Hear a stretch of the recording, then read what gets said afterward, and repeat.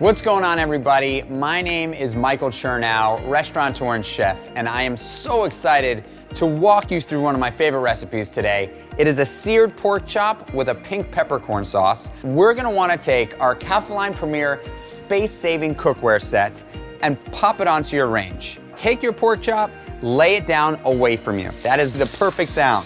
You must be sure that this pan is piping hot.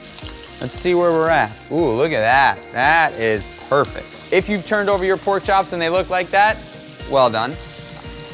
We're ready to go in the oven.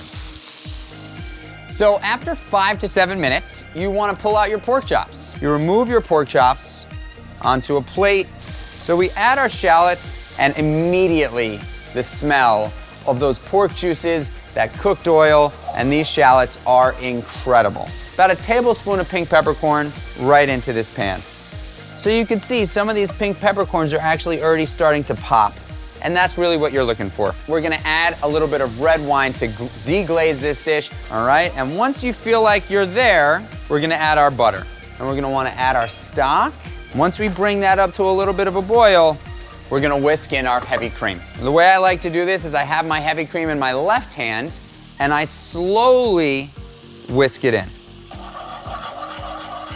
And what I've made as a side dish for this is some awesome wilted spinach.